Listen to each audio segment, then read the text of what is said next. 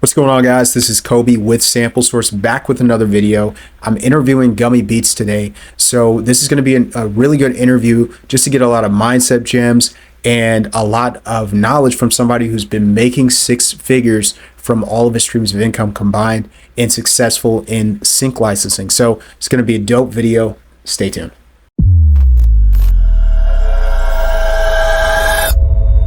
Before we hop into the video, if you're looking to make more than 1,000 a month from Beats or even up to 1,000, then I can help you to reach that in as little as 60 to 90 days. We do this by helping you to market better, become a better communicator, and make offers that are irresistible, that are so good that artists really can't say no to them. And I've helped over 20 producers to implement in their business everything that I teach. And usually within 60 to 90 days, you're hitting 500 to 1,500 a month. But I've also helped 5 producers to hit 2,500 a month, 3,000 and 4,000 a month as well. So if you're interested in learning more about how I coach producers to hit these goals consistently using simple math, then DM me the word system on Instagram. That's at Kobe Sample Source. So DM me system, I'll reach back out to you.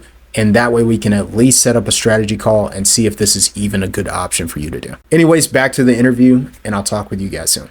What's up, guys? So today what I'm going to do is I'm going to interview an amazing producer, Gummy Beatz. So he has made a big imprint in the music production space, and he's worked with Love and Hip Hop, HBO, Pepsi, the Super Bowl, as well as Tory Lanez and many others. So really what we want to do today is just go through what's working and in terms of like selling beats. But yeah, how are you doing today, man? How are you feeling? I'm good, man. I'm good, man. How about yourself?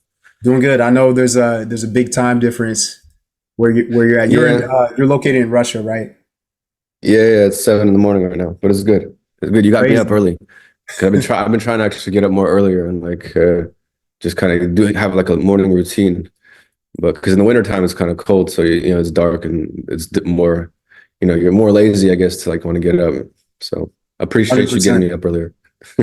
Nah, man, I feel you on that because like what it's been like for me lately, I'd usually get up at around like 9 or 10. So, but yeah, the days are getting like a little bit longer. So I try to get up a little bit earlier and hit it. So it's definitely good for you. It's definitely good for you. I guess the first question I have is like, you've been full-time for 13 years now?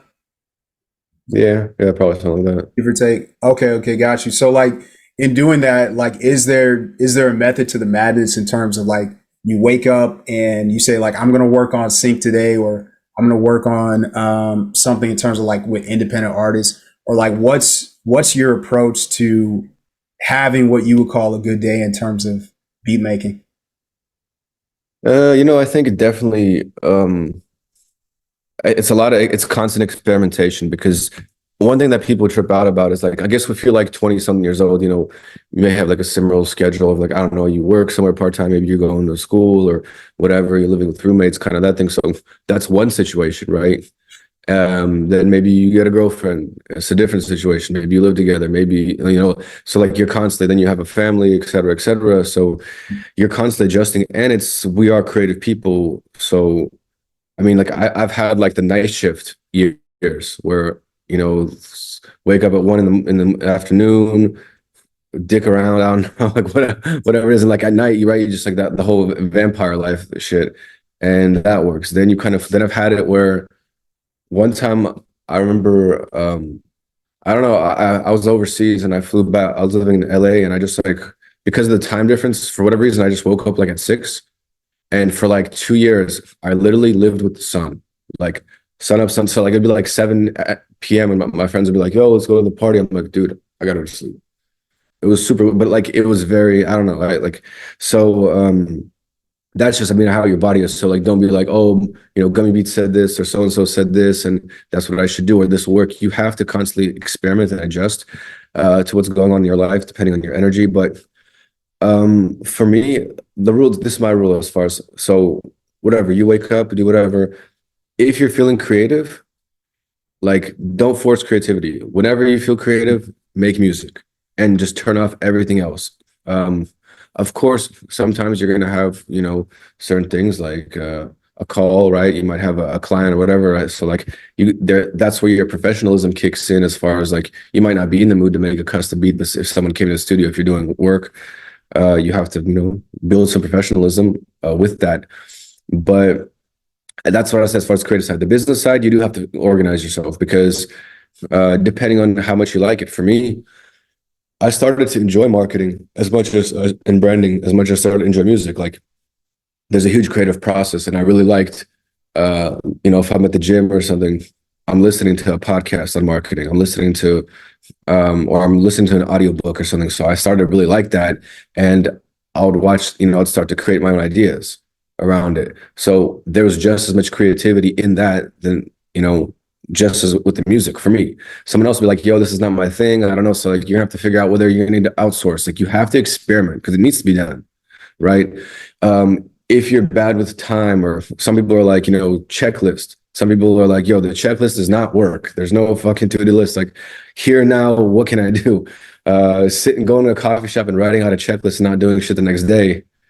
It's pretty, and we've all done that maybe, right? So you have to build up that self-awareness and figure out, okay, like, what's going to work for me?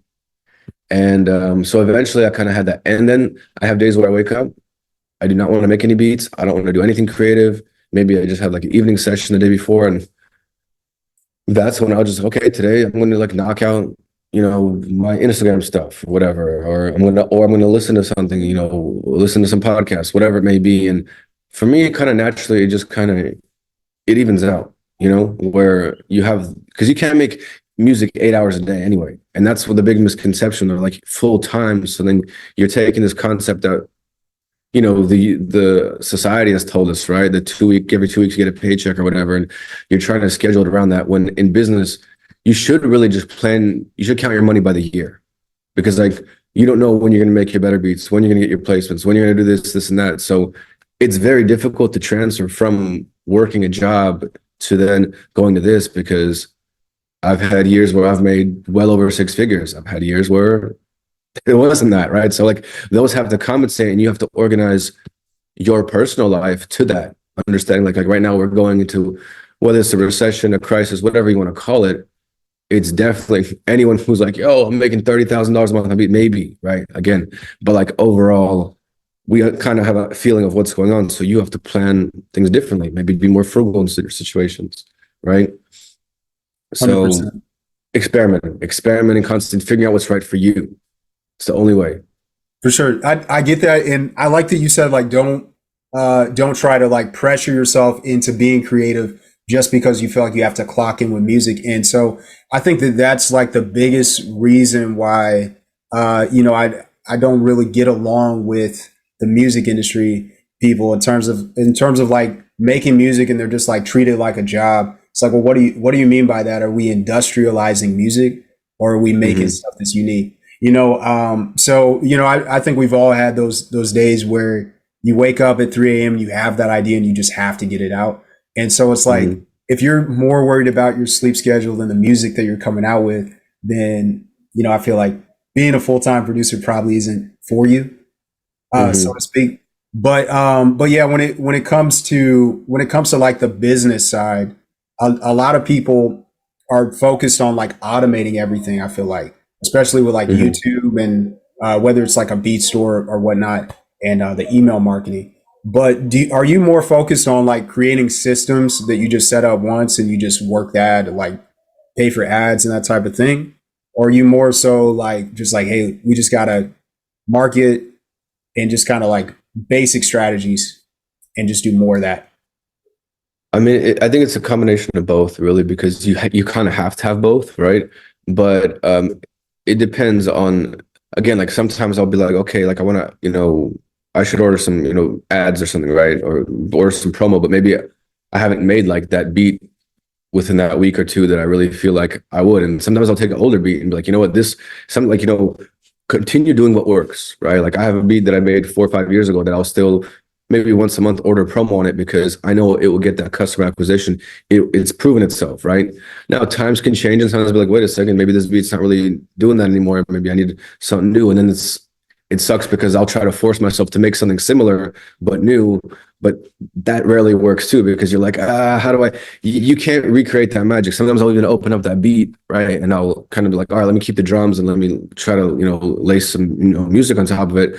But it'll still be like, man, something about that combination, right? And sometimes it will work. So it's a combination of like that. And that's all in my head, right? Because it's me like trying to think what the audience wants, or if there even is an audience, right? Or how to get that audience to look at you. Because before someone clicks play on your music, they have to somehow see the name of the beat, which is sometimes very important. Well, it's always very important, right? So then you're sitting there, like I have a list of names in my phone. Like sometimes I'm walking around, I'm like, oh, that's a cool name for a beat. Let me see, have it fit. And a lot of times it's our fantasy. They don't even really care, but it's important for me. And then like the automated stuff. I mean, dude, I know guys who completely like the email marketing thing works for them, and that's how they make all their money. For me, like it's definitely works sometimes, but not something that I would like call my, ideal strategy for my brand. So you never know, like I'm better at making, content, like little 1 minute videos for Instagram. That gets a lot of attention for me. That was like the biggest peak. And sometimes I'm not even talking about music. It's music related, but it could be life related. So it turned into kind of like a personal brand. That's what I'm better at, right? Or that, as far as like copywriting it's its own skill, right? And it's kind of going like, hey guys, like here's my email list. Things change, right? Just like I've been thinking a lot about, like a lot of everyone wants to make a subscription service or something like that, but the amount of decisions we today, like you got the Netflix, you got the YouTube Premium, you got like the whatever Spotify, and you got like 10 apps in your phone that you're paying $5-10 a month for. And then at some point you do like a cleansing of like, wait a second, I don't use this. What is this? Oh, I didn't remember signing up for this, right? And there's so many things like that. And then people are kind of like in zombie mode in their phones. So these are all things like as a marketer, I am observing and trying to figure out like how to create something new and understand like, okay, how is a 15-year-old, like my potential new customer, my future customer, how is he thinking versus a 30-plus-year-old, right? What sites they're going to? Can I even get that statistic, right? Because a lot of times we're creating in our heads. So it's constant doing everything you can, man, because like there's gonna be stuff you're good at, there's gonna be stuff that you got to pay for, there's got to be stuff that you can't afford to pay for, depending on it. So like right now is especially a really interesting time with someone else like, hey man, where should I like, when I used to do a lot of consultations with the producers, they'd be like, hey man, I got $500 to spend on marketing. I got $2,000 saved up. Like, what should I do? They always have their kind of creative fantasy. That's really their ego, right? Or like, oh, I'm going to make this crazy website. And then you'd be like, well, do you even really need a website today? Like before it used to matter. Now it's almost like it's everyone. When I realized by statistics where most people are listening to my beats on their phone, you start to think like, wow, okay, so like, in their head. So like a lot of people are just in their headphones in their car, listening to my beats. Like that's their process. So versus I'm a producer in the studio, I got the speakers, all this shit. That's, we like to get our comfort, right? Like even like if we're watching a movie, you got your comfy chair, you got, your big, a lot of times people are like just in their phone, or they might have like an old laptop. They don't even have a computer. So you start to think like, okay, how do I start thinking like them so I can present my product in front of them? But even to realize that, it took me a long time. I'm like, wait a second, how do I see that statistic, right? So it's a tough balance. And then you're always like, you want to find out something new, but then like you also, one of the biggest things, man, that I had to realize is that you're one person, and you have to accept that as much energy as you have, you cannot do everything.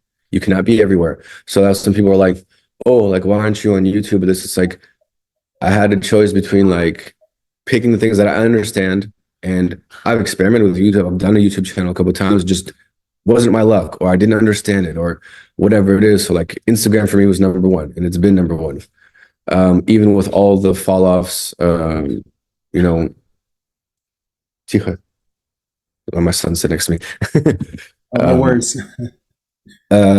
So that's kind of like, and then you see someone else who's like, dude, I got, a huge YouTube channel. It's working for me. Like, great. But it doesn't mean that, you can copy that for whatever reason. Maybe they started at a different time. Maybe they're lying to themselves. That's also a really big thing. When you listen to the interview, me talking right now, to, other people, creative people lie a lot.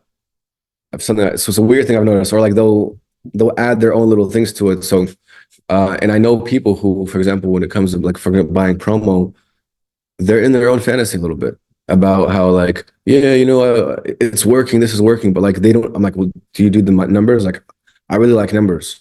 So like March 1st, I go to a coffee shop, accounting. All right, what I do in February, how much I spent, how much this is this working? Like those numbers need to give me those results. Some people, the numbers aren't their language, or they don't even count it up. So then they don't even know what the hell they're doing. you know so always stop and check your progress and figure out like, okay, if this is not working, stop it. Don't feel bad that it's not working. A three-legged horse needs to get shot. It's done. Now that makes perfect sense because like if you psychoanalyze and break everything down, and so like because there's been months where I felt like everything was hitting on all cylinders, and then I take a step back and look, and it's like revenue's down 50%. And you got to go and look and see like what did I do differently in this month. So like knowing what you did that month in terms of revenue is good, but also like keeping track of the actions you took so that you can replicate that. And then in terms of like you're talking about Instagram's been working for you the most. Looking at your followers on Twitter or X, it's at like it's over 250,000, I think, on there. Yeah, I mean, that's a really old account. It's definitely not reaching like what it should, but Twitter. Gotcha. Yeah, go ahead, ask your question. Yeah. Well, like in terms of like you have the follower base on there. You also have around like 80,000 on Instagram. But like, what makes Instagram the best platform for your brand for selling beats versus other platforms that you've experimented with? I think for me, it's just definitely the luck or the comfortability with it, right? Because it's a tool. It's how you use it, right? I just like first of all the options that I had how I was able to build that following. Whether that was there was a thing called Follow Liker years ago. I mean, I'm sure it still exists, right? Like these automated little cheat codes that it worked for me. Someone else would be like, and it's not about, oh, I want to automate and be lazy. It's about, this is working for me. Can I multiply this at a faster pace? And is the algorithm allowing me to? So now it's changed. You probably can't. You might add, 30, 40 people today, and Instagram would be like, sorry, restricted, blah, blah, blah. Like you can fucking lose your accounts. Like then you have to, account for that. So you're constantly, I mean, for you, when I was like really, really deep into Instagram in its peak, I remember spending hours a week on YouTube watching every single Instagram tip. And it was annoying because it would be like some girl like, hey, 40 tips to do blah, blah. And you go through 39 of them. And it's usually some typical bullshit, right? Like, or their theory, but there will be that one gem that you will find that might work for you, right? And then that could change and not work anymore. So with Instagram, I think it's also the format that fit, where it's like, I like that if someone commented, I can go right to their profile. I can give them some love back. I can see what they're about.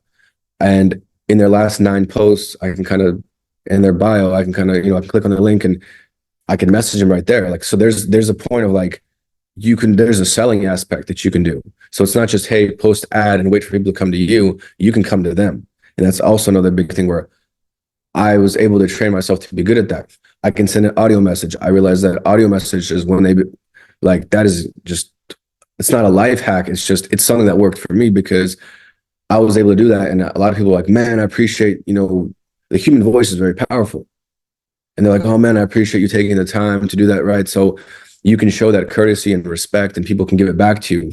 You can fucking press a button and call them on video phone. Right.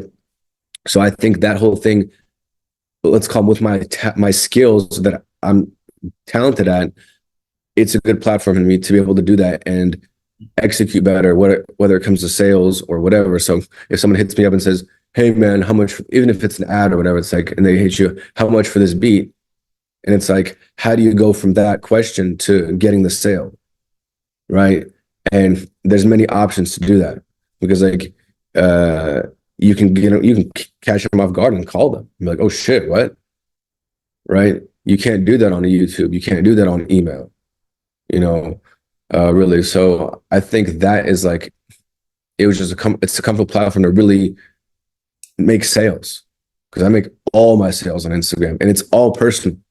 Yes, it's like you bring in traffic, sure, for whatever works, and there is automated ways as well, and it depends. But like, even when it's like leveling up that someone who's like wants to buy one beat all of a sudden buys a couple because you started a conversation, right? So that platform is like, I've been able to do that. As far as Twitter goes, Twitter used to be really good. It's good for little one-liners, right? But you have to constantly think about them. And at some point, I felt like arrogant. Like I had like a weird, I don't know, like an identity crisis almost on Twitter. I was like who the fuck am I to even say things? So I had like a silence. I don't know. It's weird. And then the algorithm changed for sure. But like Twitter, yeah, Twitter used to be also like top, but it's fallen for me at least. I mean, like I like that you're saying that too, because there's a point in time where I was using Twitter a lot, and then I would like take the tweet, overlay it over like some photo I took of like a professional shot in the studio. When you start putting these up and people share it and talk about like how great it is, but like having that internal thought, like once again, I'm glad you said this, because like you keep having that thought of like, am I really that good or whatnot? And then you start stressing because you feel like you have to like come up with these amazing ideas constantly. So like, and it might have just been a shower thought, it's just a reflection. But I mean, that was super effective for me. I don't know about you, but like in terms of branding and like the way people, it's perception. So like they start perceiving you in a certain light, and they come to you as an authority, and they share it, and they use it to like reinforce their opinions on life and whatever it is. But like you get to that point, like it can either just be a huge ego boost or confidence boost, or you get to that spot where you just are like, you know what, now I'm not trying to do that. That's just, I was just wanted to like kind of shed some light on that. But in terms of Instagram, I get 100% of my sales on there as well. And you kind of touched a little bit on like certain things you can try to convert people. And so, I know there's a lot of people using Instagram. They're sending DMs or they're posting and they're trying to attract artists to them. So in terms of like what you've observed, like has been working the best for you, like what would you say is your usual approach when somebody hits you up from like one of your posts? Well, first of all, I think people, the first thing is before someone hits you up, they need to somehow see you, right? So definitely, presentability and studying your audience. And I think that everyone is trying to find that tool or whatever, but first you have to divide what you can automate and what you cannot, right? Like I can't make a multiple of myself, right? So I can't have this call going and have another call going simultaneously, right? So I have to be here with you right now, and it's just a human moment. And like you have to, as creative people, I mean, we understand that, but yet the devil kind of tempts us into like, the money tempts us into these other things of like, oh, I need to do this. And I've seen people totally ruin their brand because they like overdid it with the auto DMs or whatever, and like all the corny shit, because you can burn a bridge before even building one just by doing stuff like that. And you should experiment a little bit, but like, I think that dividing that first, understand that for me, especially now with all the automation, all the stuff that like the AI, the whatever, people are still people, especially in music. And the way they'll buy that extra beat or whatever, just even buy the beat from you or whatever, is most of the time, it's not because even you're such a cool dude or like your beat is so amazing. It's because you listen to them. It's a psychological experience. It's understanding the sales of that, right?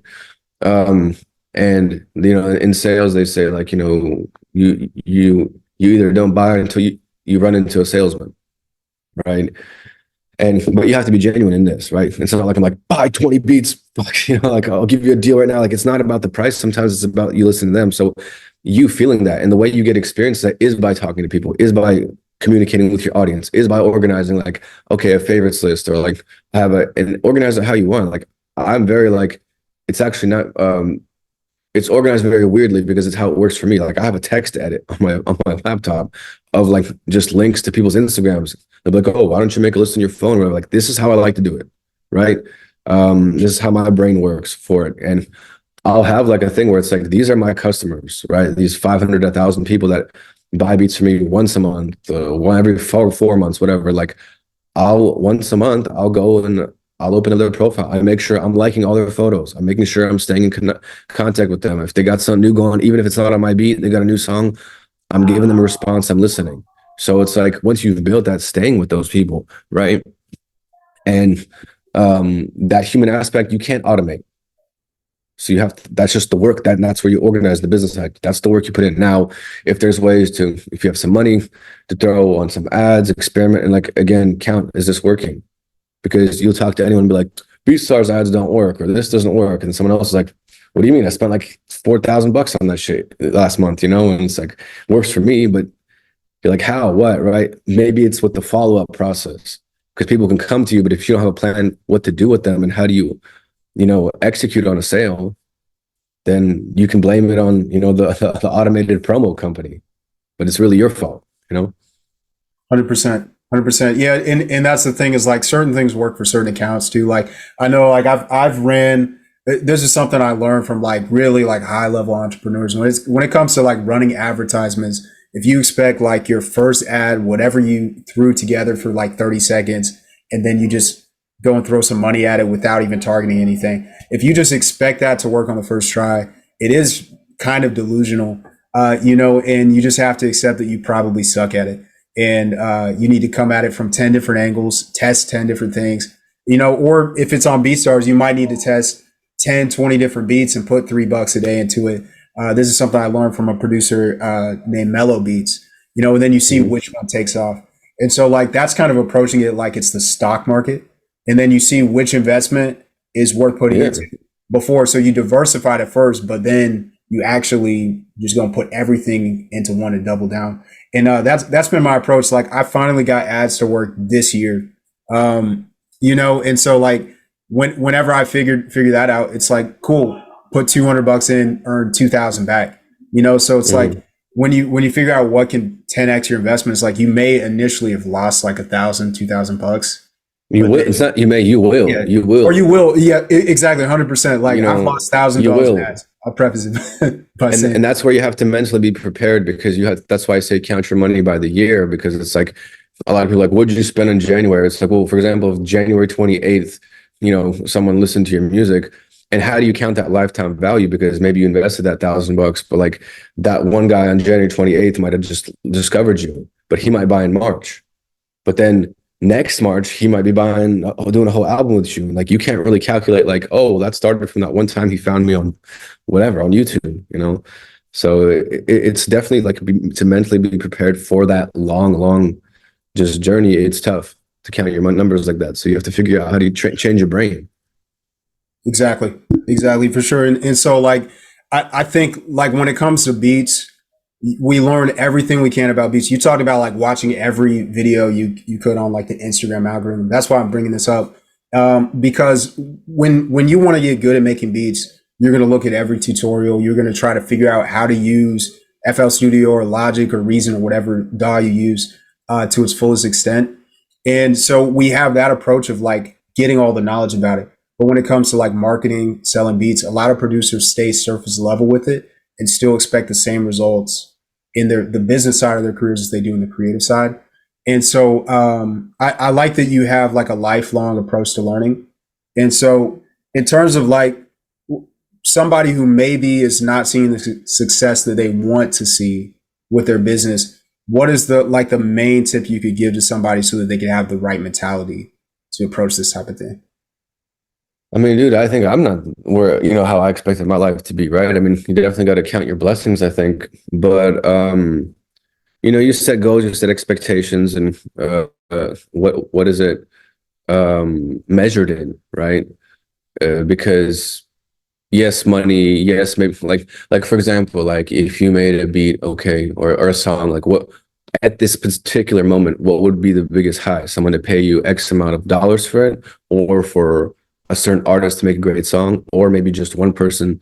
And this is where you exist for. It's tough to measure these things, because what if someone was like, hey man, it got 137 views on YouTube, just some guy made a song, but someone messaged you saying, hey, wow, like this song changed my life. Like I wanted to kill myself yesterday or whatever. And like, wow, like now I listen to this song and I'm better, right? Like that created a huge impact and you saved a life. Right? How can you measure that versus you selling a beat a bunch of times or getting some placement in some stupid fucking rap video that really isn't serving any purpose in life? And you start to morally change, like, wait a second, like, what am I counting my chips in? What is success, right? Or when I, lived in LA and seeing successful people money wise, but unsuccessful people, mentally, or they're on drugs or all kinds of weird shit. So I think that's the first thing you need to figure out. But also, again, when things aren't working, you need to change, right? Like repeating, there's a time to be very pragmatic, right? There's a time to be creative, and there's a time to be like, wait a second, maybe we should get another opinion. Or like expecting that like people should support you, or like, oh, my girlfriend doesn't support me. Like, yeah, it's part of it. Bro, I bought property. Like I've been successful in some sort of way to like demonstrate it, right? Like I don't get like my wife's not my cheerleader in life. And some people get mad at this, like, well, she doesn't understand this music. Why should I be mad at her? We have a personal life. That's our life. This is my job. Yeah, it's a cool job, right? But like they don't understand it.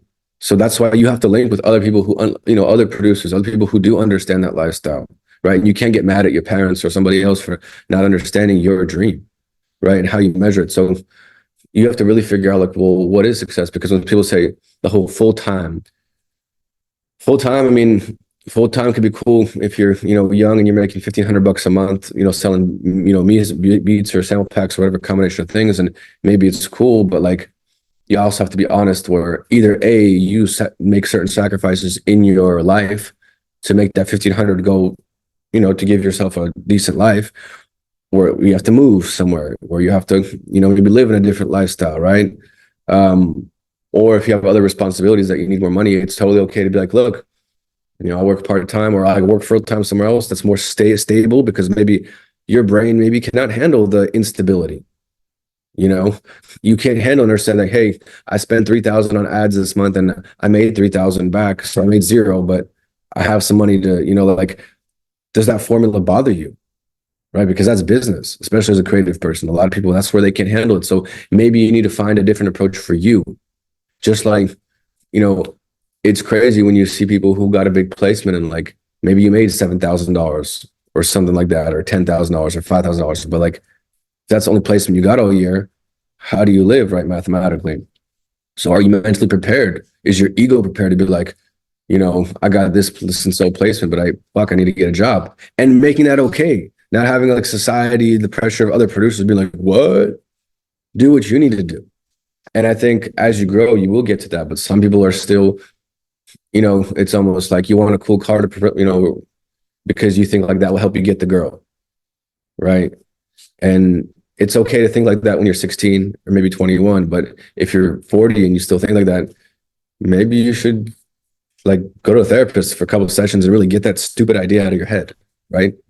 So I think a lot of like, you have to figure that out for yourself. Otherwise, it's going to be very stressful, right? Or I've seen, like when Eminem, I remember said, he's like, what am I going to be, a 40-year-old rapper? And now he's a 50-year-old rapper, right? So like, because someone has paved the way and normalized that, now it's like, I mean, I have dudes who are well over 40 who buy beats off for me, and they found their way of like, oh, I already have a family and all this stuff, but like, I still do this for fun. And they're saying it in this way of like, as if it's an excuse because everyone has to make it. But why? Someone wants to just play guitar, in some band on the weekend and have fun, and they get drinks and they enjoy their life, or in some garage band, and they're way more happier in life than someone who's stressing over some shit. So normalizing it for you, not worrying about what other people think about, but honestly doing that, because we always still worry about what people think about. But can you kind of lower those expectations and find your happiness? Because it's, people are like, how come you haven't like if you were asking me, yo, show me a song that you're proud of. I couldn't show it to you really, man. Like, what do you mean? I've sold thousands of beats. I've been producing 15 years. I really can't show you like, here's a recent song. They're like, hey, grandma, listen to this. Or does that bother me? It used to bother me. But now I'm like, hey, people do what they do. I like the process of making beats. I don't want to work with artists hands-on because I've done that. It's not for me, really. Maybe in the future, or that right artist hasn't come about. But like, I'm totally fine. And like, when I've gone to the studio with like people, whatever, I realize now, like, this is what I like to do. I like my lifestyle. And it's what I like to make beats in my own world. I like to sell them on the internet, and I like to travel the world, and I like to go outside and no one knows who I am. And this is now, before I wanted to be the super producer, right? When I was, a young kid or whatever. So it's difficult to like figure out what you want and be okay with it. 100%. No, I mean that's such a down to earth way of viewing it because like everybody sees, like the internet money videos, and stuff like whenever they were like super successful at the beginning and like showing the PayPal statements and stuff, like so Hmm. many 17-year-olds got into the game and expected to see that, and if it didn't happen, they would be disappointed. Whereas it's like if you're making 40,000 a year off of this and able to live off of it and you enjoy what you do, like that's a win.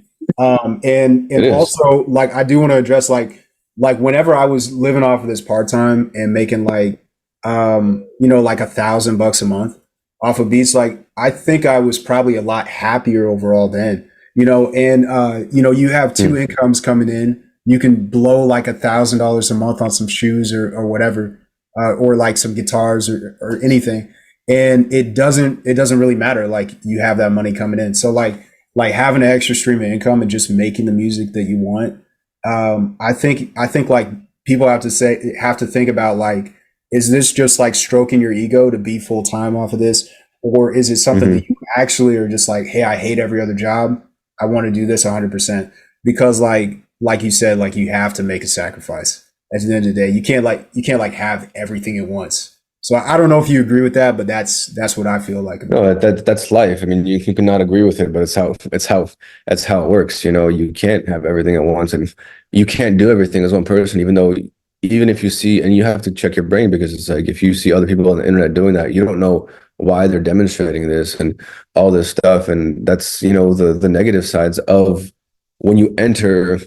It's like, hey, I want to be on the internet and take pictures of myself. Like if we go back to the MySpace days, right, or like the first online dating days when it was kind of weird for adults to do that. But it's like you're also entering a pool of people who are mean and who can ridicule you and make fun of you. And it's like, just know that going in, just like when you step outside, that's life, right? And are you mentally prepared for someone to say your music sucks? Because it's going to happen. If you're good enough at marketing to even get someone to listen to it, right? Exactly. That's the thing. It's like, and if you're not getting that response, it's like you probably just haven't put in enough work. Like, or your beats are trash. Like that could, like I realized, like I never like saw any outside returns on anything I did with marketing or sales until my beats were finally not trash. And I think that was like 4 years in. So I started in 2014. So it's like around Hmm. 2018. That's probably when my beats were like good enough to actually sell. Um, but yeah, I really do want to talk about like what you've accomplished in sync because like when I mentioned like you work with like Love and Hip Hop and the NBA and stuff, it's not like you have one placement with that and then you throw it up there and that's it, and then like the rest Hmm. of your sync career died. Like you're getting consistent placements with them, and you've kind of built up that publishing. So um, I guess like tell me how you got into that first, and then we'll talk about like how other producers can do that as well. Hmm. I mean, dude, you trust your path with that because there's some luck involved. If I was like, oh, you got to work hard and blah blah. I mean, definitely. I think it's just in life. You knock at a lot of doors, and I remember. I mean, at that time, I wanted to, produce for like even just some local artists. I was the whole like I want to be a producer thing, and there was the whole huge stigma. I understand the moment of like, who have you worked for? Because like even when you try to sell a beat to someone, who have you worked for? So like the whole credits thing, it is very important for a producer, especially when you're younger and you're kind of in that and you're trying your best to do that. And I mean, it started to the point where like I make a lot of different music, and there was a lot of beats where it was like I really sucked at drums. Like back to your previous statement of getting a beat so they're good enough. Like I'm a musician first, so I play piano, guitar, all this kind of stuff. So I felt the melodies, but I couldn't get the rhythm. I didn't have experience in drums, and I couldn't really feel the rhythm of it. So a lot of times there'd be like these shitty little drums on top of a cool melody, and rappers would be like, "What the fuck is this?" Right? So people can't really write to it. So there was the idea of like, kind of like remove the drums and start making pieces of music and that kind of thing. And everyone was just kind of like, "Oh, you should figure out how to get your shit on TV or whatever on movies." And it's like move to LA. So I moved to LA, and it's not like that helped me, but I think it's just a series of events of knocking on doors, and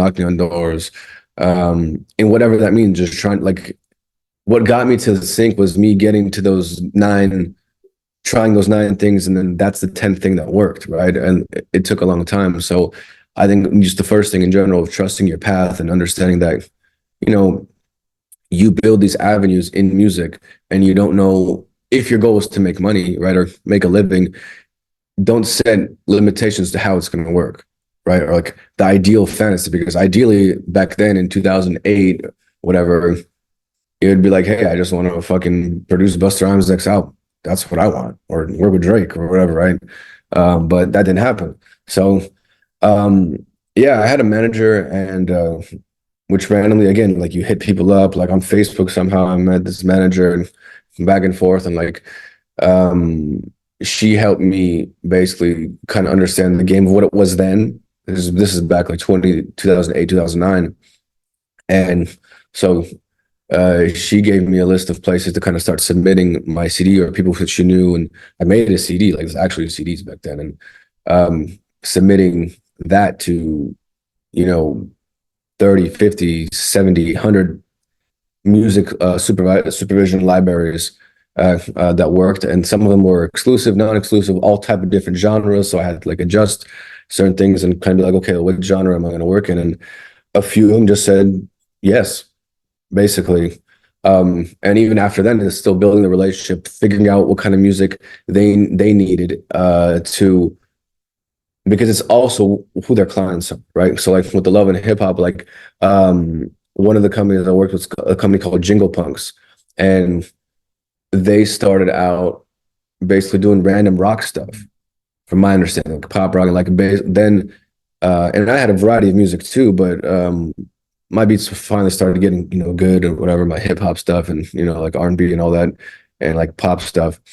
And I think I got really lucky with that, where they landed that VH1 client, Love and Hip Hop, and that show blew up, started doing crazy seasons, and I just had like hundreds of beats at that time. So, and I uploading all of them into their system, getting into that catalog, and like they just, I think I was their hip hop guy. So it's like that timing of like where they landed, because to them it's just business. They don't care if it's Love and Hip Hop or if it's fucking Home and Garden TV or Netflix or whatever at this point, right? They're just trying to place as much music as possible. But it was me having just the timing of the right catalog to where, and they having the right client where it fit, and just like every episode, right? I have like, you know, dozens of beats. So that was kind of like a thing. And, you know, and then the success of that show, all the reruns, et cetera, all those seasons that continued to do that. So I think, but leading up to that point, right, and then all the other places, whatever, it was like getting all these no's, getting all these, sorry, this isn't fit. And like, it's very stressful, especially when you're like trying to make money, and like I was late on rent and all these things. It was extremely stressful.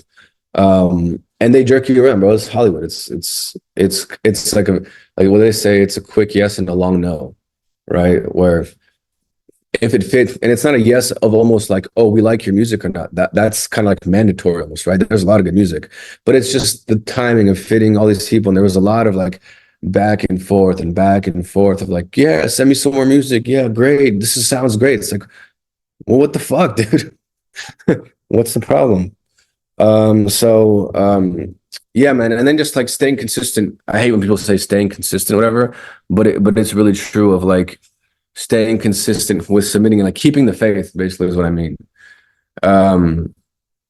And that's tough when you're, you know, stressful. My sounds like a piss. Oh, it's all good. It's all good, man. Yeah, I'll cut it out. So, you know, it's perfectly fine, man. It's interesting. It's fine. No, we're good, man.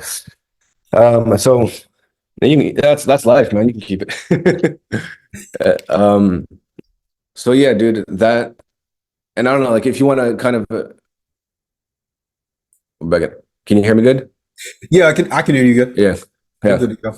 If you want to kind of, I mean, expand, because I know that people like to get a more detailed response to kind of give like a more broader answer to that question.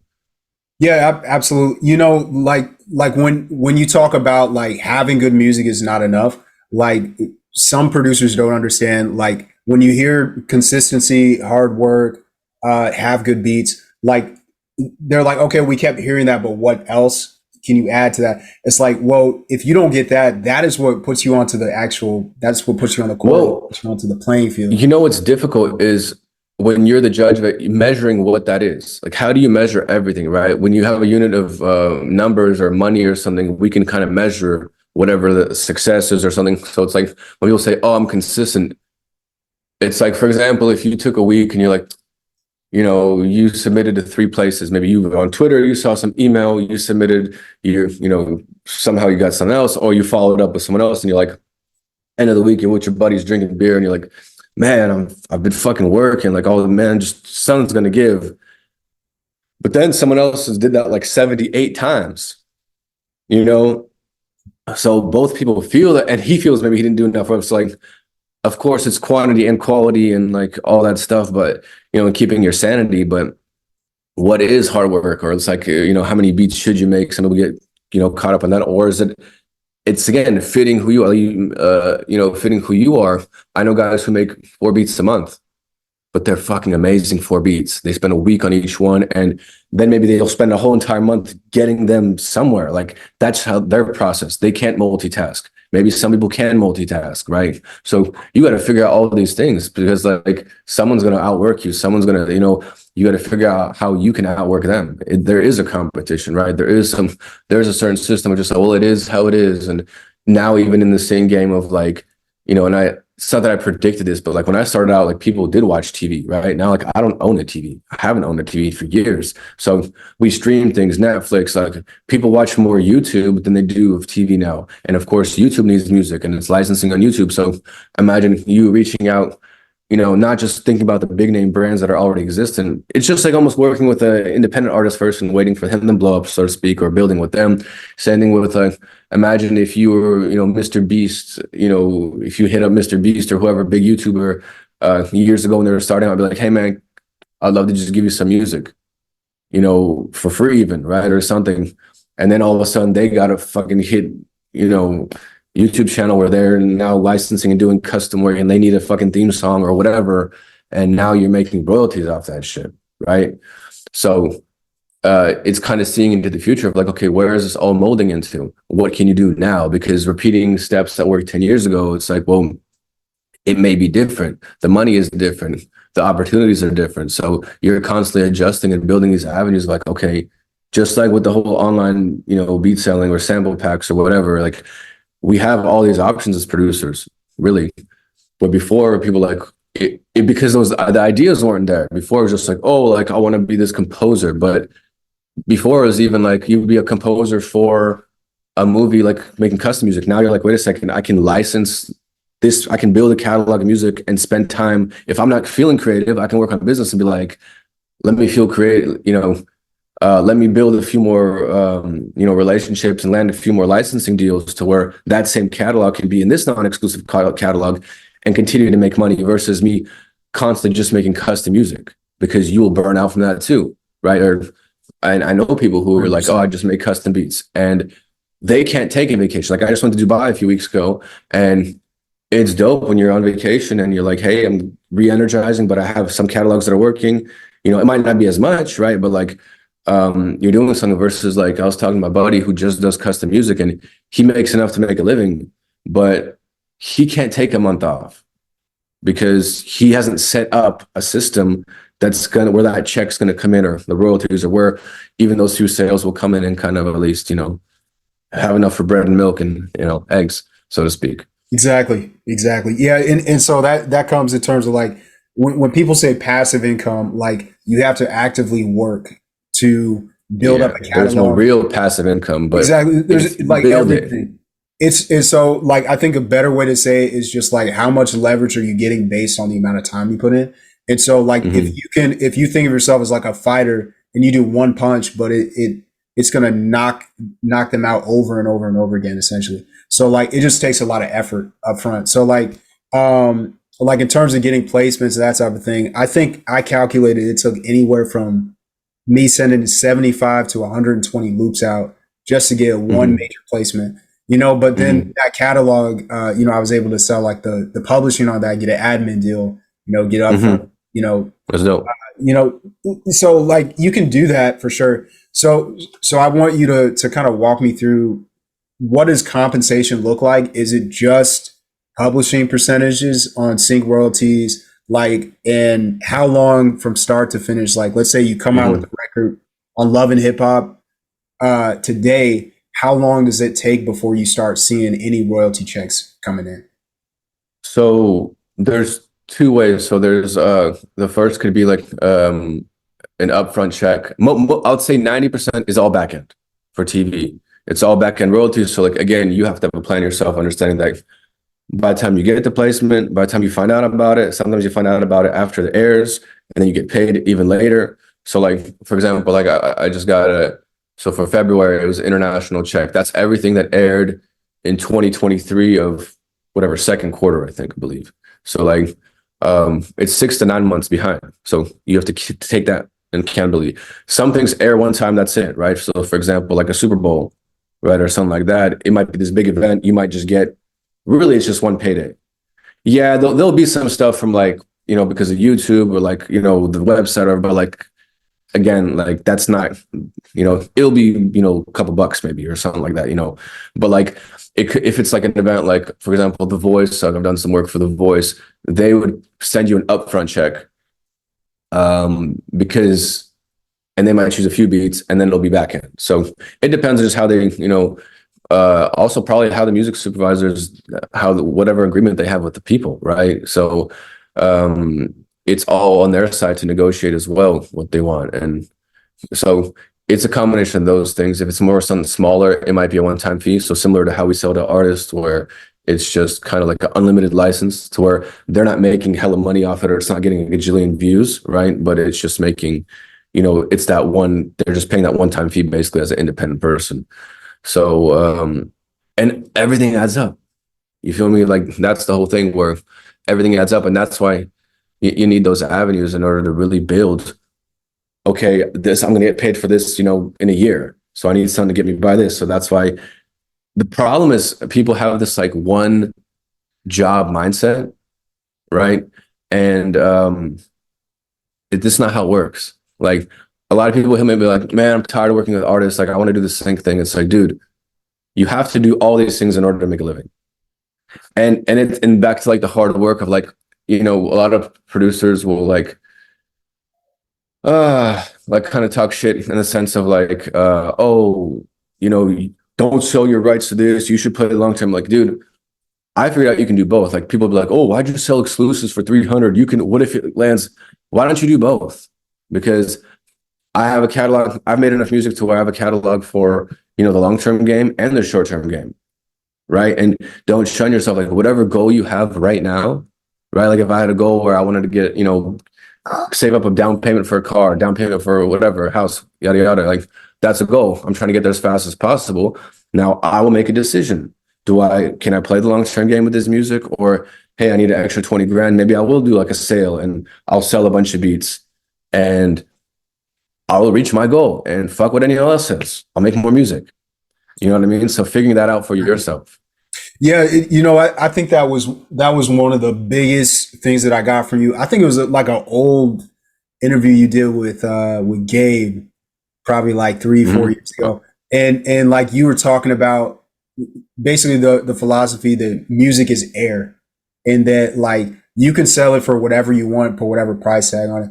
And I think that changed a lot of things for me, in terms of like selling beats, because like a lot of us have that ego. It's like, I don't sell a beat for less than 500, or something like that. But if it's sitting on the shelf collecting dust for like years, and you're just like, I don't know why artists won't pay me what it's worth. It's like, well, it honestly is worth whatever they say at that point, is because otherwise it's worth zero. Yeah, the market, as Gary Vee, he says, the market will decide like what it's worth now, or you're in the wrong market. It doesn't mean that, it's not do you have an issue around self-worth? I mean, when I see people who like post this crazy amount, like, oh, never sell exclusives, like, dude, I sold a bunch of exclusives and bought a fucking condo. You know what I'm saying? Like, those beats are out already. The whole thing of like, oh, this is forever. It's not, dude. Those beats are out of style already. They would have been sitting on my hard drive, like some old fucking Bay Area beats that I used to make when I was, 10 years ago. Like who the fuck would want a fucking E40 type beat right now? I mean, someone would, right? there's still a market for it, but not when there was a big boom when YG came out and DJ Mustard, and I started making those type beats, and I was selling them at $400 a pop. Like, it's their system of like, yeah, I could have focused on placement, right? I could have made a big song or something, right?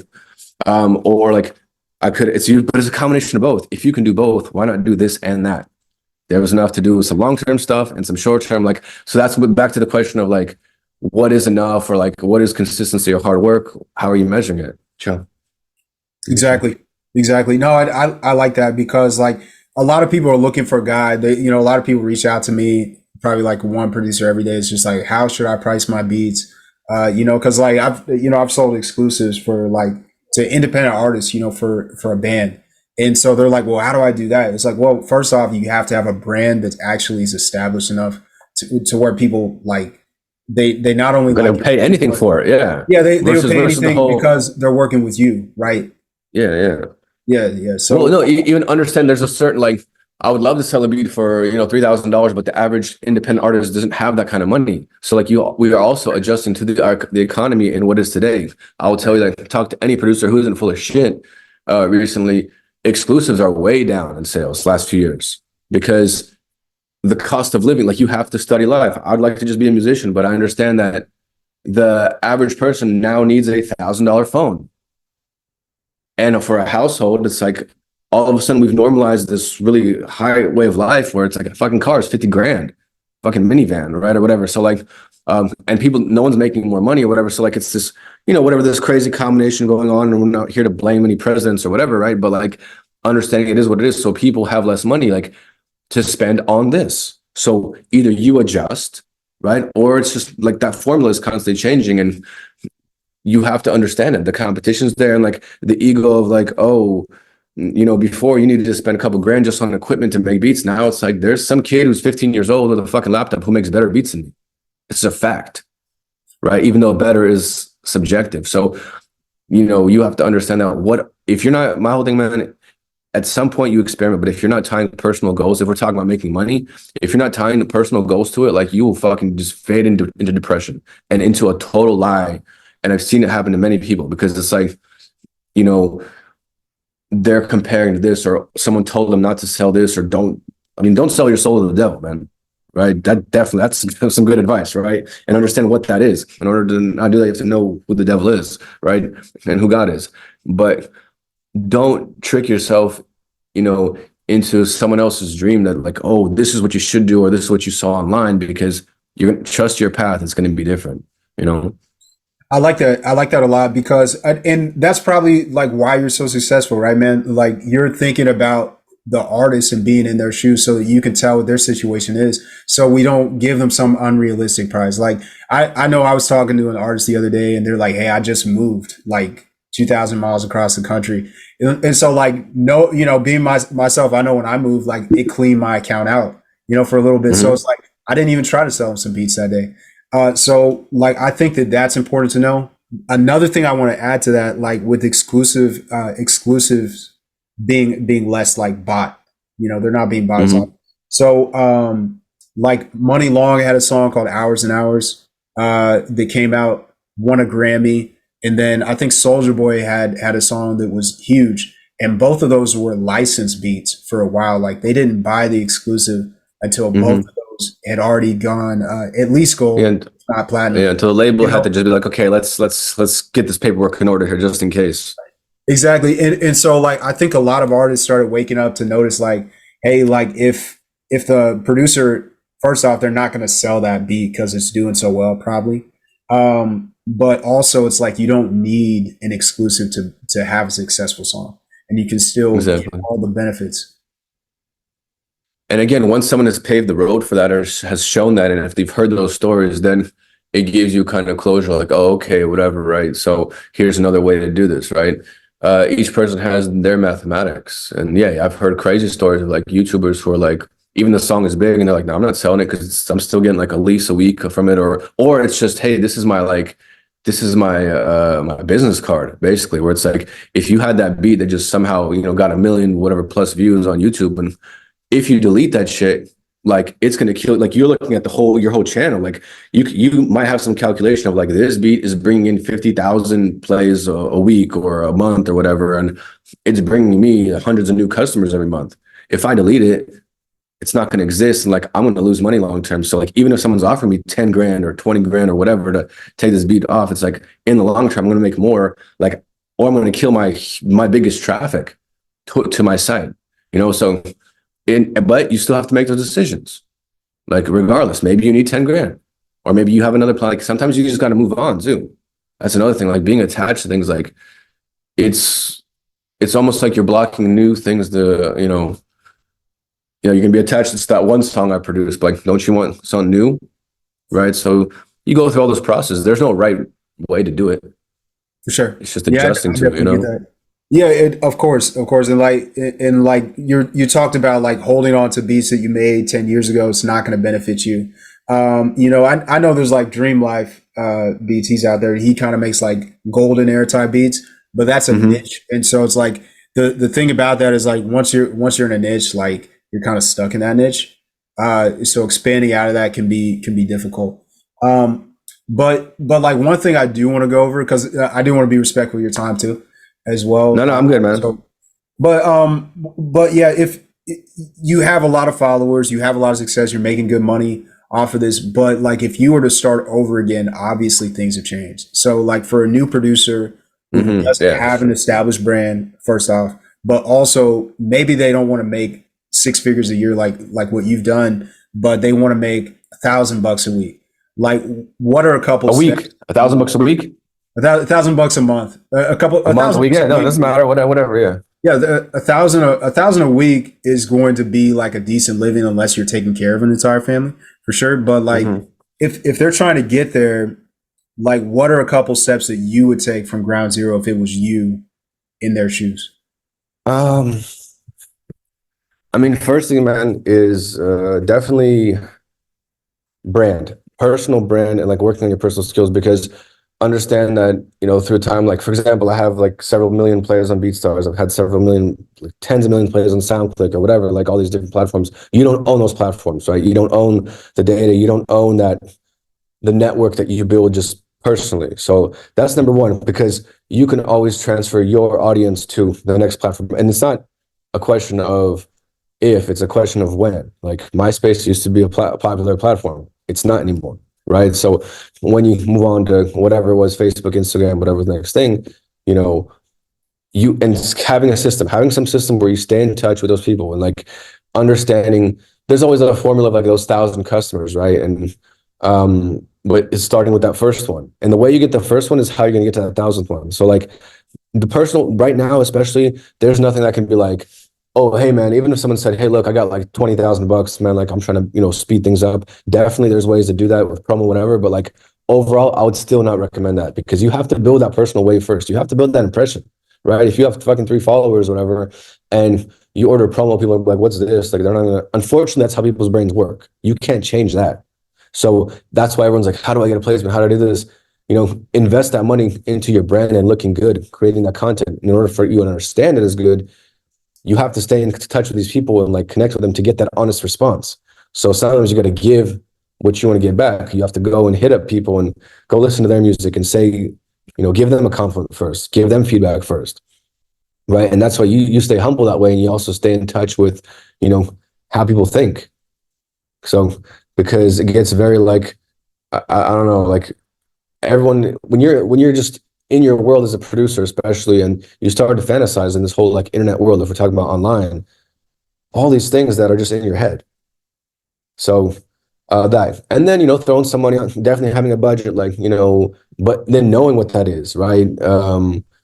Talking to the right people, figuring out what is that strategy for me, because for each person, it's personal. Like maybe you're not good on camera, so don't do that. Do not do that, right? Like some people, I've seen people like weirdly kind of not necessarily copy me, but like copy other people who, and it's like maybe you're not very photogenic, so to speak, right? Or like maybe you can't talk that well, so you need to figure out how to make better music and create, I don't know, or hire somebody or something. Like I suck at drawing, so I don't draw, right? Or like those certain things, collaborating with certain people who can give you that that natural introduction, not just, oh, collab and expect things, but figure out how to hack.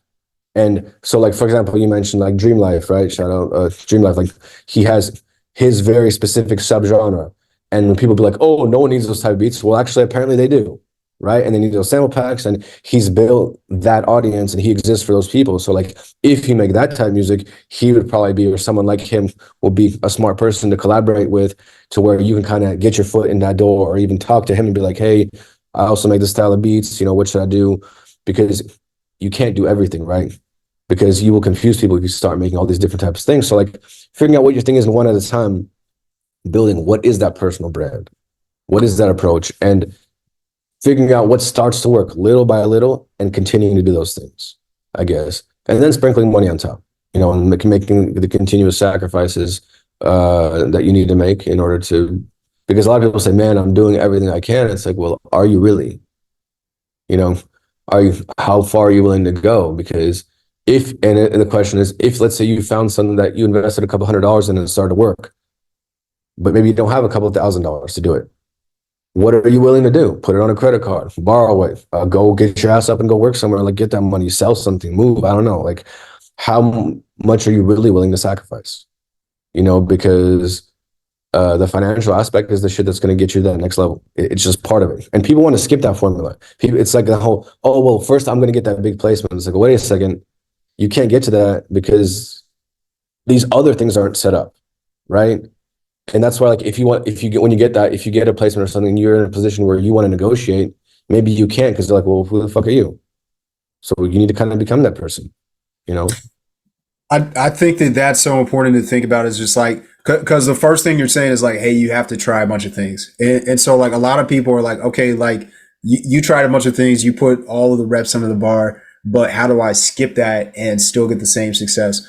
And I think, like, one of the major things, like, I'll go back and watch like old interviews of people who are sharing gems that I couldn't even realize, because I just hadn't tried enough things and I hadn't been there and done it enough to notice like what's actually going to work and what's not.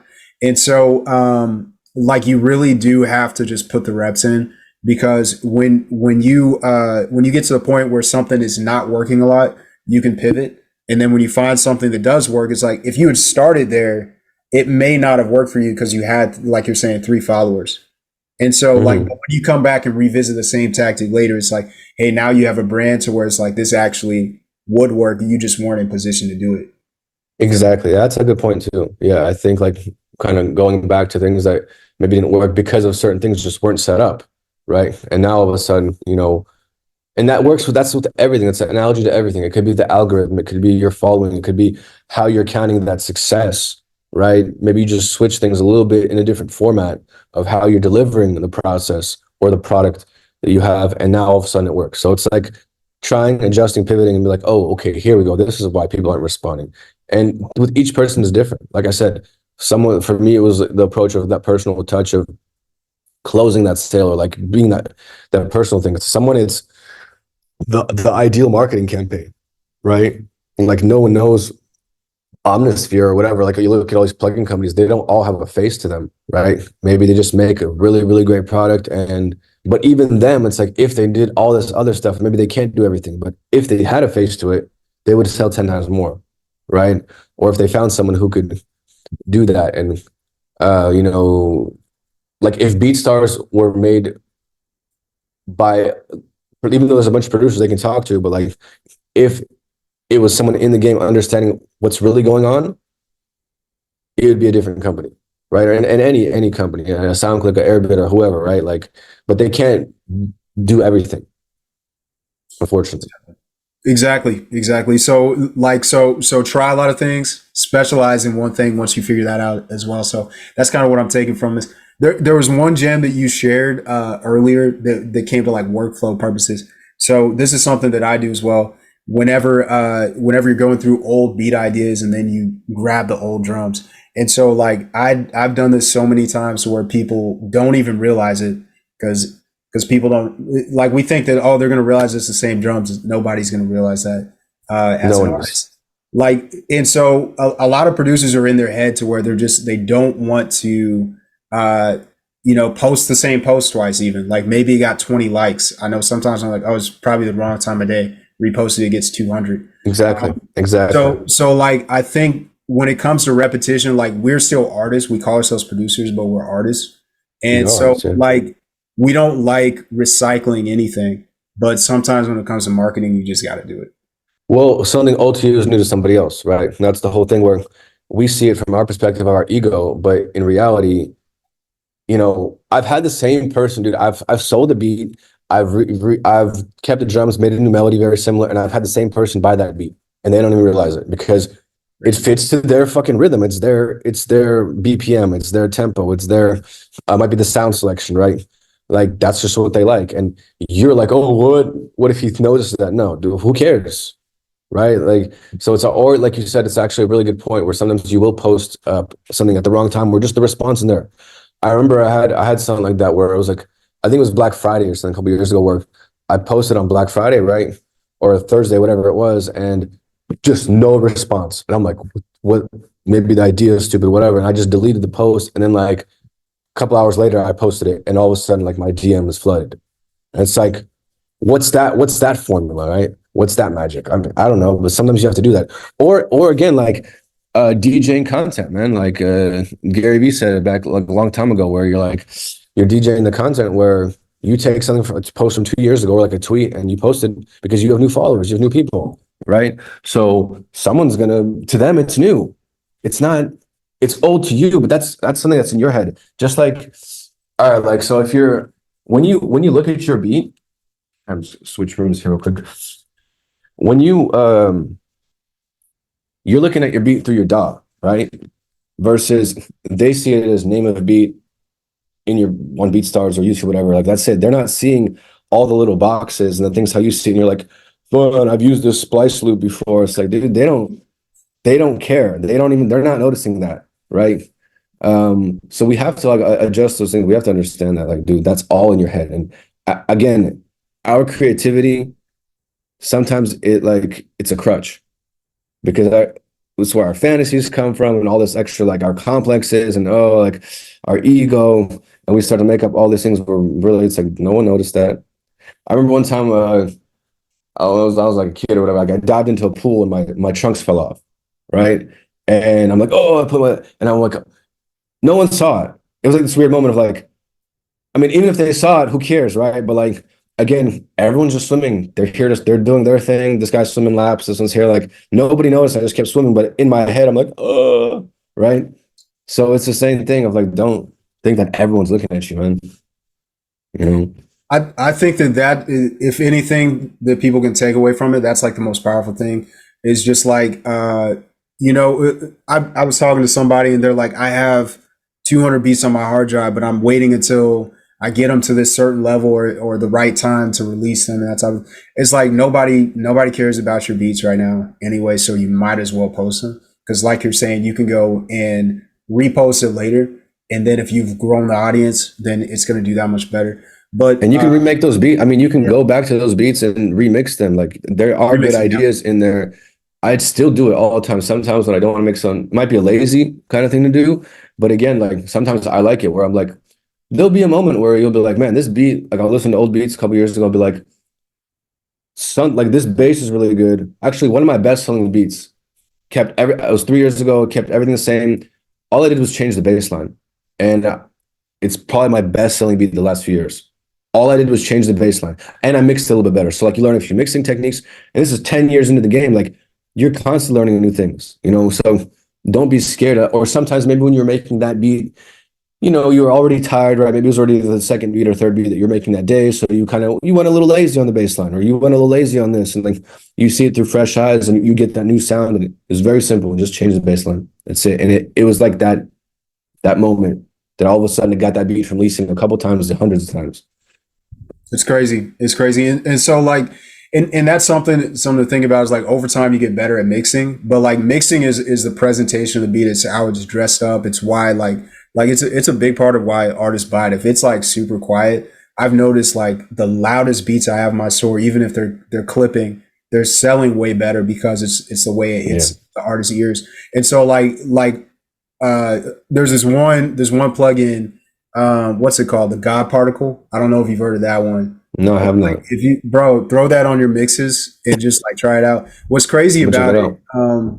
Yeah, like even if you put a soft clipper or something, some people are against doing that. But what happens is that it took something from, like, if you made a beat in 2009, it's not going to be clipping. You know, the kick is going to be a lot softer. And so like nowadays everything's all distorted. And so knowing the market and how it's mixed is like you may not be mixing it correctly, and that may be Mhm. like slowing down the beat sales. Yeah, I mean, and the other thing too that's interesting is presenting a beat for sale versus, your opinion on it or how it should be. It's different because, like, sometimes, for example, like if you have a 40-minute intro or 40-second intro in a beat, maybe it does build up. I mean, but that's something that you do post-production most likely, because if you're trying to sell the beat, you want to get to the coolest part right away. So maybe even doing snippets or whatever, right? Because and that's the weird thing to think about, right? Like how you present it in order to get to sell and making it louder than versus how it should be when they make it in the studio, because they get the track outs and they're going to switch up the song how they want anyway. And if they want to hit you up and be like, hey man, can we do like an intro, or I had this idea for my album? Like that's all kind of post-production. That's what's difficult for us, where we do 50% of the work kind of, and you can't understand like, well, should the chorus go first, or should I have like, oh, I think it should start like this and have a build up with the drums. And sometimes it does work for the artist where like, oh, it guides them, and you should do that, but it's very difficult when the artist isn't there. So we have to figure out like, okay, I want to get to the cool part as fast as possible, kind of, and not lag, because our attention span is just, it is what it is today. So that's also, it's difficult. We have to change that, and adjust to where to get sale, basically, if that's the goal. Sure. Yeah, I think that's a great point. And so like I think I just want to like ask you like what are some final thoughts you have, because in terms of like where the music production community is headed nowadays, I honestly, there's some people who are making way more money now, seeing way more success. So like I think that we're headed in a positive direction, just depending on a few things.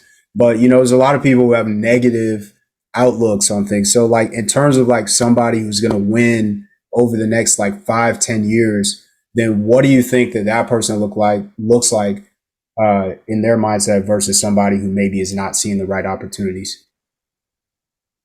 Well, I think the first thing you said is over 5-10 years. So understanding that it's going to take 5-10 years, and it's tough when you're like 17 years old and you've basically lived 5-10 years, like in your adult brain, or so to speak. So it's like when you're like, I'm 34 years old, and like I remember being like 23 and being like, what, I'm going to be 30 at some point, and then you become 30, whatever. And even now, like 40 is kind of like, yeah, I feel like I'm going to be 40 in 6 years. Like it feels fine, right? And like I'm adjusting to like what I would want my life to look like, and lifestyle and everything. What I'm willing to sacrifice at this point, what I'm not willing to sacrifice at this point, right? And I think that's self-awareness. So like, there's definitely, we live in a pretty wild world right now. There's a lot of things going on. Like honestly, even I got caught up into, not too much, but like last several years, like I said, I feel like energy wise has been lower or whatever. And like you can blame it on young kids, you can blame it on a couple of things, like, definitely, of course, when you wake up and you get 5 sales, like you're motivated to, go and make more beats. And like, when you don't, when it's a day when nothing happened, you might feel down, and like figuring out like for you to balance that, and, keeping yourself happy, but also the people you talk to, man. Like, there's a lot of producers who are like, for whatever reasons going on in their life, negative. I mean, just like, friends, people, you have to try to, you might have to, I don't like to see people cut people off, because it's kind of like, okay, like who are you? You think you're better than them? It's not about that. It's about just limiting. If there's a lot of that in the world, right? So there's a lot of changes. People don't like the changes. Just like, imagine if you were in the industry, imagine if you were like Pharrell, right? Or Timbaland, even someone who's like a millionaire top super producer, right? When they were getting, X amount for a beat, and now they're not even getting 10 times that, right? So the market adjusts. Now, maybe financially they're still okay, right, with decisions they've made, right? I'm not their fucking accountant, I don't know, right? But I think that there could be the thing of like, just like I knew people when I was starting out with leasing, I knew people who were making like 10,000 was kind of what a label would pay for a major beat, 15 years ago.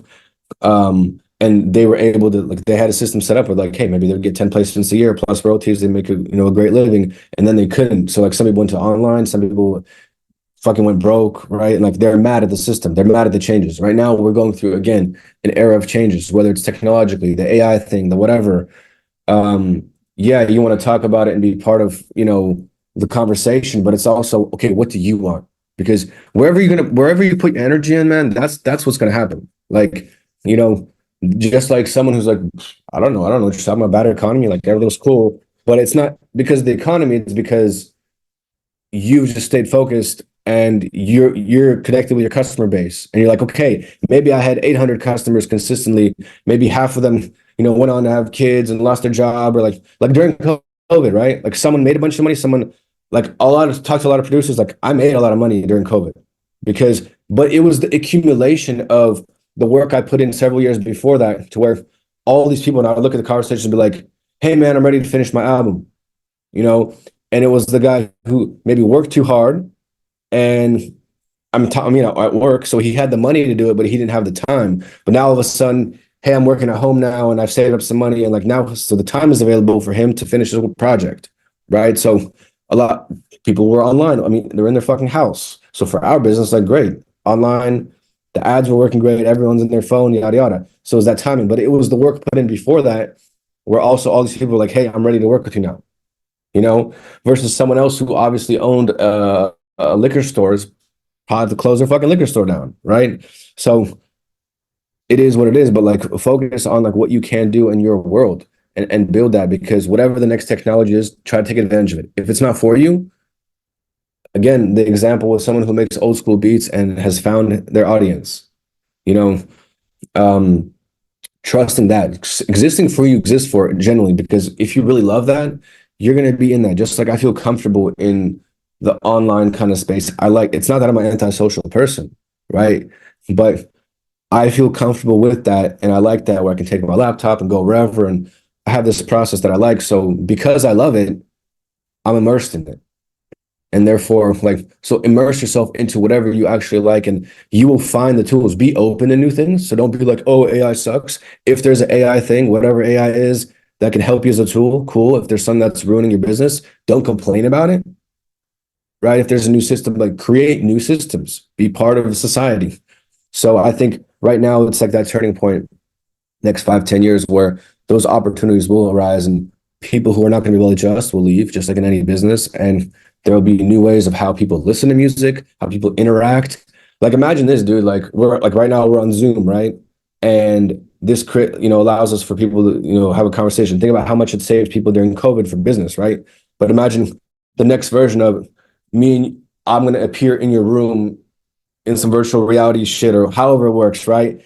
And it will be a different experience, right? Or something where plane tickets will be $30 and I'll be able to fly to wherever you are, and like we can do this conversation like in a different format, right? Or however it works. So like that, the speed of it, or something, keeping your ear to the streets of understanding, okay, how is technology going to help me? What's not going to change? Human behavior, right? You can fantasize and masturbate and fucking watch as much porn as you want, and I'm sure there'll be some fucking goggles that you can put in, and fucking Sandra Bullock from 1991 can come and suck your dick. Excuse me for the hard language, right? Like, and yeah, but it's still not going to replace the real thing, right? So we always want human interaction, and that's real. So don't try to change what doesn't need to be changed. Like keep the natural stuff natural, right? And the stuff that can change the technology, use it to your advantage, and try to like mix both to where you can make a great living and have a happy life doing what you want. You know what I mean? And reach your goals. So as a long rant, but I'll say that's that. No, I mean, I think that that's wise too. Like, because I think about things too. I feel like you think deeply about a lot of this stuff, because like I thought about, I had an uncle that like when VHS was big, he like went to a whole school, like a trade school, to learn how to do something. He set up a business, and then the whole industry died like 5 months later. So like a lot of us get stuck in the past. Like you could be mad at that and keep trying to sell VHS tapes, or you can move on to what's new, and what's get them DVDs. Yeah, yeah, exactly. So like everything has its time and place, so like adapting and pivoting is what's going to keep you in the game for sure. But yeah, man, I appreciate you sharing the knowledge and wisdom. And I know like if somebody's looking to get into sync, I think you have like a kind of a mastermind that'll I have a teach. mastermind course. Yeah. I mean, you can Yeah, message me on Instagram if people have questions. And everything is constantly changing in that game, in every game. Like again, I'm very transparent. Like some people who, they don't expose all the numbers or whatever. Like when I tell people, like, hey, this is an avenue that you can build, that you can put in some work and build. It's not necessarily passive income, but we can call it that, right? Or like something, right? Like just like then it's like if you want to get into sample packs, make a sample pack site. Obviously, there's the logical things, and then it's like, okay, how do I do that? So like my biggest advice with everything, man, there's so many options. Try different things, figure out, what will work, where there'll be some luck, where, but if you're not trying nothing and you're scared, like nothing's gonna happen. Like trust your path. You don't know what's gonna happen because it's a combination of all these things. Maybe the first like placement you get, that check, you might invest that into your online business, and that's the shit that's gonna boom you to the next level, right? But like trying all these things, building avenues, and don't have the mindset of, oh, I'm a music producer. This is what a music producer does, when there's so many options now, right? I know guys who just make loops for fucking Splice and then make 10K a month. I mean, yeah, obviously those are the few, but someone's making an extra 1,200 a month from Splice, an extra, 2,000 off beats, doing custom beats, and together that's how they're making $80,000 a year. But if it was just one of those things, it wouldn't be that lifestyle. So like, you got to build those avenues in music, because one thing goes up, one goes down. Something, you have some long-term stuff. You don't know what life is going to happen, right? I mean, like, for example, when you have a baby, a little kid, like the sleepless nights, all that stuff, not really in the mood next day to be, you're not really fully energized to be making a bunch of beats or talking to people, man. Like, so like you mentally, I prepared for that. I mean, I have two kids, like, no, going with that with the first one. The second one, I was like, I'm just going to set money aside while my wife was pregnant. I'm like, I'm making money. Let's go. Because during that time, I want to be there, first of all, as a dad, and I want to have that energy. And like, I don't want to be stressing knowing that, oh shit. Like, and I have friends who are like, damn, man, I'm late on this or that. And that's like, same thing with a tough economy, whatever. So lower your expenses, lower your expectations so you can be comfortable. So you hold that. Like right now, it's a time to learn, observe, hold that energy, try little things and experiment, because people are going to be leaving the game.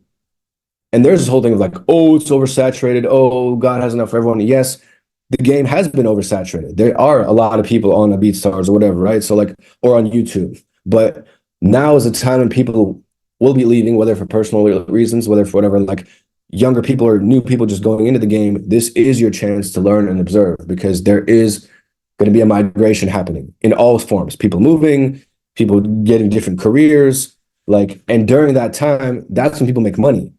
They don't understand, right? It's not, and then when you're prepared for that peak moment, that's when you're gonna make even more money. So like, it's an exciting time, man. Just take the actions, build those avenues. That's it. dope, dope, awesome, man, awesome, man. Well, like once again, appreciate you sharing the knowledge. Like, and that gives people like a roadmap of like, here's what you try, here's what I've tried, here's what could work for them, but hey, you got to put the work in. So yeah, and thanks for sharing the wisdom on like getting into sync. So like if somebody's wanting to do that, like how do they find you on IG, I guess, and then we can Gummy cover Beatz, it. Gummy Beatz, just add Gummy Beatz with a Z on Instagram. And hey, Google is your friend too, man. Google, research, talk to people. My thing is, man, always it's like, it's better to get three answers in one. Like get as much information as possible, get as you possibly can, because it's combining all those things that's going to work for you in that path. You know, so you listen to me, don't listen to everything I say. Go watch 10 interviews, right? And then try to formulate a thought for you, what's going to fit for you. That So sounds good, man. Sounds good. Well, yeah, man. hey, thanks for doing this, man. This is awesome, and I'll let you go, but appreciate everything. I appreciate you too, man. Have a good day.